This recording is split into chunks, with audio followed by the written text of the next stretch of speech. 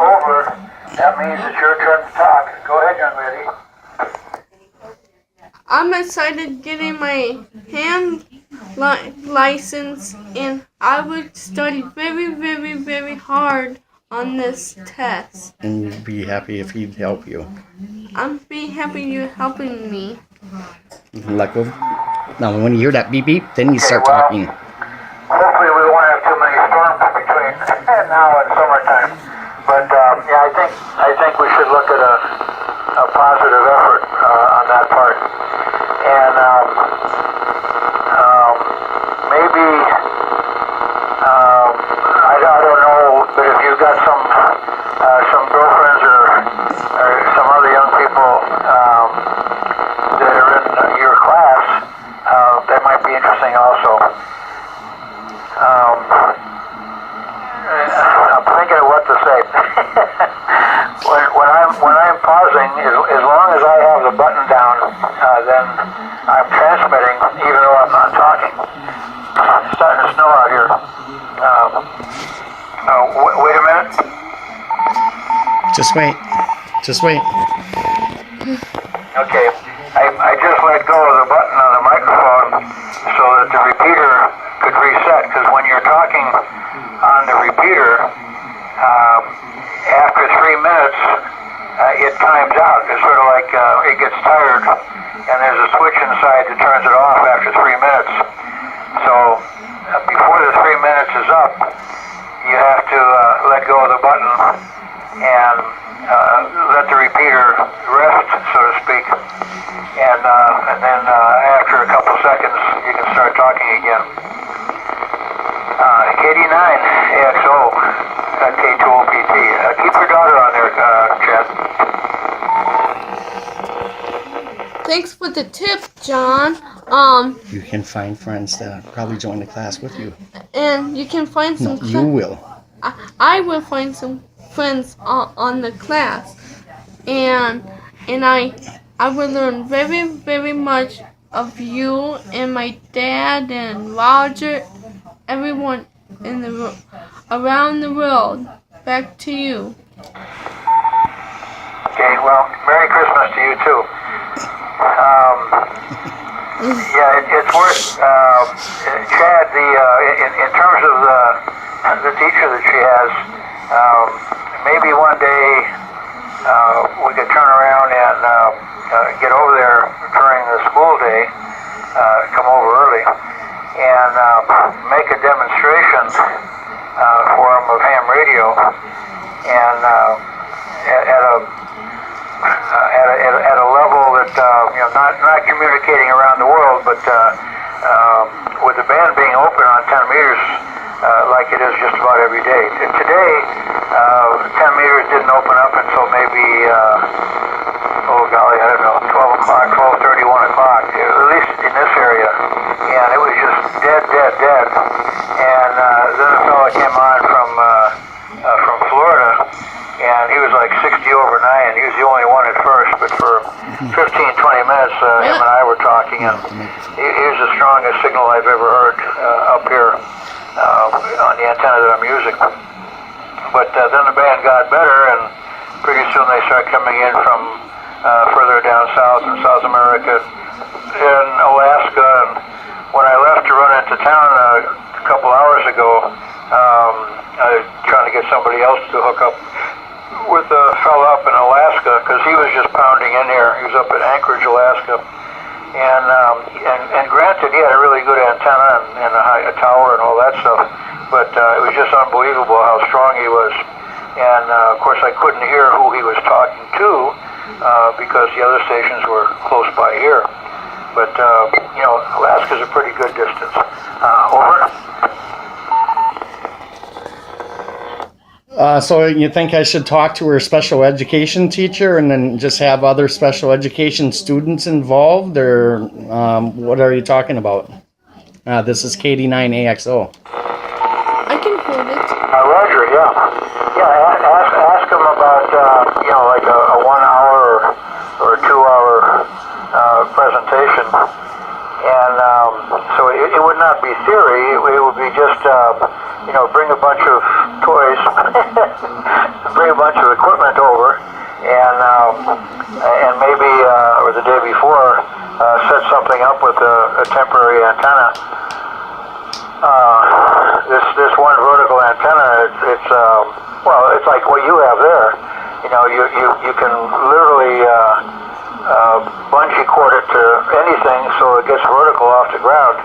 And but instead of doing the 2 meter thing, do it on 10 meters because you know, big deal talking to somebody 10 or 20 miles away or the repeater. That's not ham radio, but talking to somebody that's 1,000 miles away, that's certainly more impressive. And it, you know, but it don't work 24 hours a day. And of course, it's hard to compete with the cell phone with the young people these days, just doing everything on the cell phone. You know, they can talk to all their friends on the cell phone. It's like magic, but they have no idea what's happening.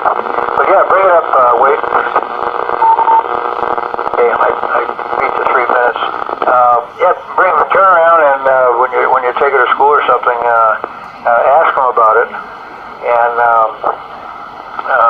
you know, certainly the instructor would be there. It's not a matter of getting the kids all to go to somebody's house to do it. Just we do it right there in the school. So the first step would be to talk to the instructor, and the second step would be to talk to the principal about the idea of doing it and keep it as a small group in terms of just the kids that are in her class. Not, you know, I'm not the whole ninth grade or something like that. You know, nothing formal. Very low key and very informal. Over.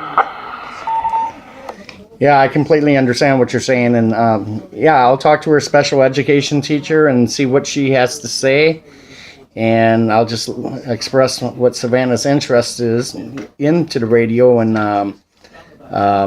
get the other students in her classroom involved also. And like you said, with the 10 meters, you know, somebody 1,000 miles away is going to be a lot more impressive than somebody just around the block or maybe 10 miles away.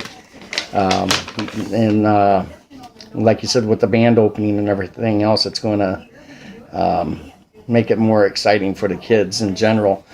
But anyway, I am recording a little video that I'm going to put up on my Facebook and share it with some of my other ham friends online.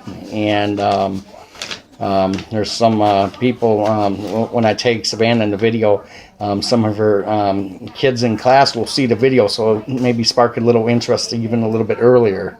And I got to get to my dinner, so I'll give you a call back in a little bit. And this is KD9AXO, and I'll be clear after your final. I'll get back to you in a little while. Okay, well, I may or may not be around.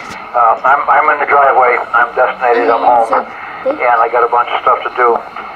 So good evening to you, Savannah, and good to hear you on, and got to get you to talk a little bit more, and not be prompted from your dad. You got to turn around and just say what pops into your head, and don't worry about what comes out. Just turn around and say it.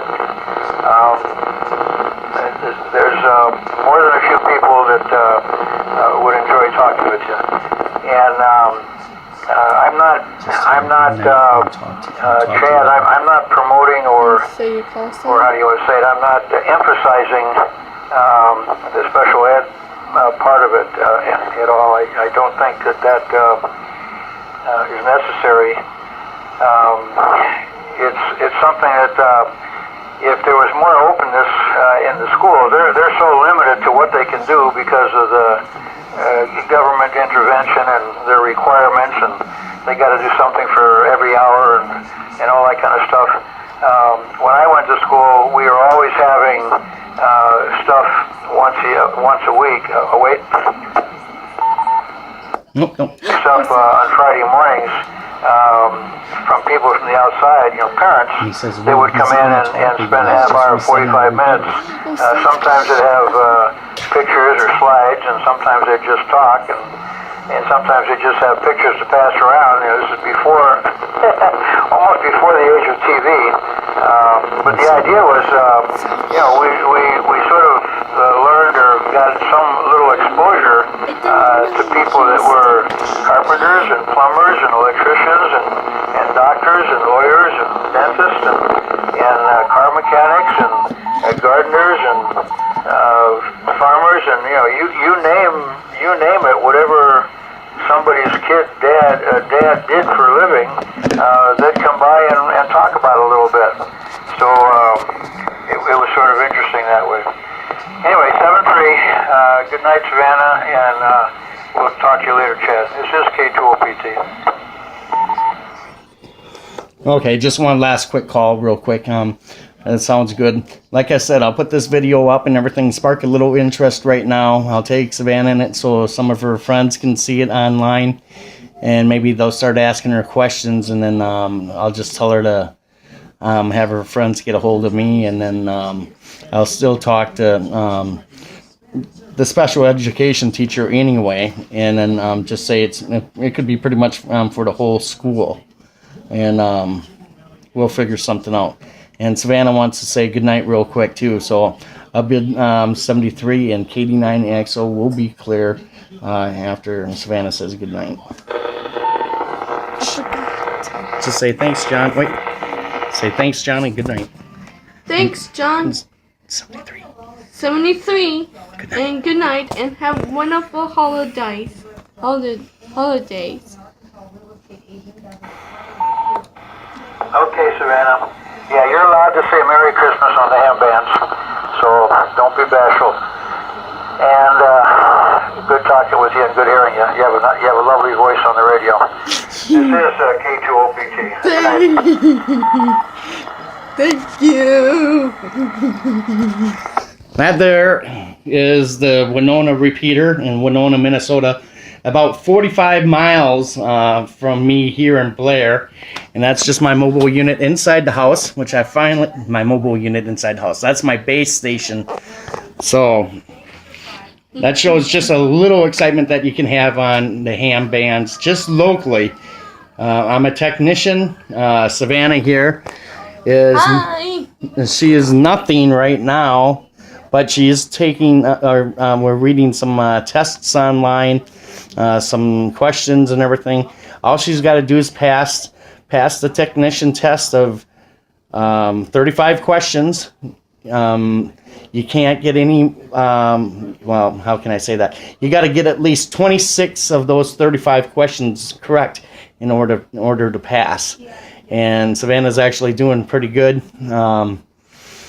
But we just got to keep on practicing it. And we'd like to get some students in her school that would be interested in it also. That way that we can bring a class to the school, and then other students could actually get involved. There's no age limit to get an FCC license.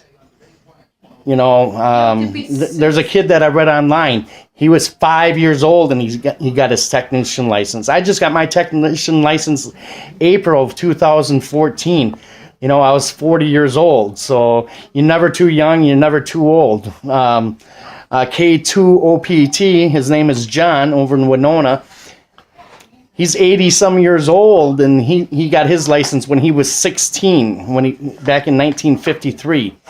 So, doesn't matter how young or how old, you can have a lot of fun. We get that 10 meter set up at the school to give a demonstration to the kids and everything.